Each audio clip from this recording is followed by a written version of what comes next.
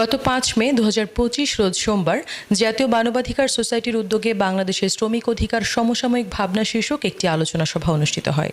রাজধানীর সেগুনবাগিচায় Bangladesh crime reporters association club মিলনায়তনে অনুষ্ঠিত আলোচনা সভায় প্রধান অতিথি হিসেবে উপস্থিত ছিলেন বাংলাদেশ সুপ্রিম কোর্টের বিচারপতি মীর হাশমত আলী, ঢাকা বিশ্ববিদ্যালয় সোশ্যাল থিংকিং রিসার্চ সেন্টারের চেয়ারম্যান অধ্যাপক ডক্টর মোহাম্মদ নজরুল ইসলাম তমিজির সভাপতিত্বে অনুষ্ঠানটি উদ্বোধন করেন দৈনিক সচেতন বাংলাদেশের সম্পাদক ও প্রকাশক মোহাম্মদ ইব্রাহিম খলিল। এছাড়াও বিশেষ অতিথি হিসেবে উপস্থিত ছিলেন বিজনেস ডাইজেস্টের প্রকাশক ও সম্পাদক মোহাম্মদ শহীদুল্লাহ প্রিন্স, আদাবর থানা বিএনপির যুগ্ম আহ্বায়ক মোহাম্মদ মনোয়ার হোসেন জীবন, দৈনিক অগ্নিশিখার প্রধান নির্বাহী পরিচালক ও বার্তা সম্পাদক আমজাদ হোসেন আজাদ, সুরকার, গীতিকার ও কণ্ঠশিল্পী মাকসুদুর রহমান মিল্কি, রোজনুর টেলিকমের ব্যবস্থাপনা পরিচালক মোহাম্মদ শরীফ মোল্লা, আন্তর্জাতিক মানবাধিকার আইনি সহায়তা প্রদানকারী সংস্থার অতিরিক্ত নির্বাহী পরিচালক মোহাম্মদ মইনুর রশিদ চৌধুরী, এসিটিভির সিনিয়র সংবাদ উপস্থাপক গোলনুর খাতুন ও অন্যান্য আরও অনেকে।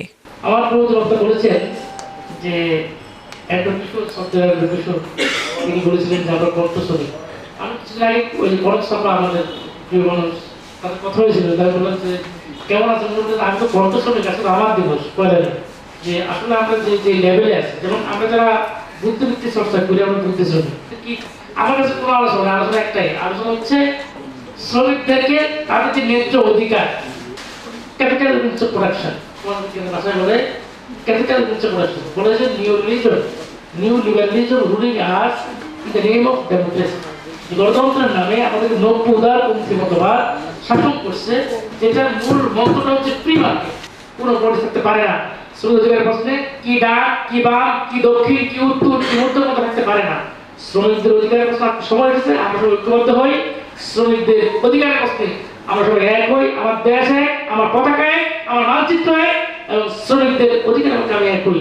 জাতীয় মানবাধিকার সোসাইটি এই কেয়ারটেকার সরকার নিয়ে যে কথা উঠছে এবং আওয়ামী লীগ সরকার যে কেয়ারটেকার সরকার বাতিল করেছিল, সেই কেয়ারটেকার সরকারের ড্রাফটটা অমানবিক করা।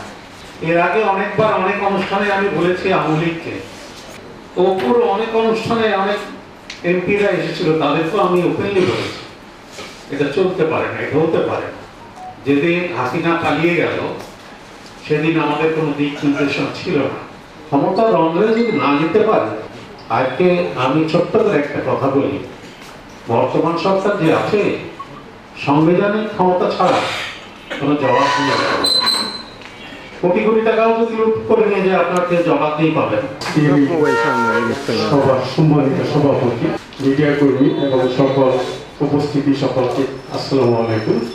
আমি বক্তব্য দীর্ঘায়িত করবো না এখানে, কারণ হচ্ছে সময় সংকীর্ণ।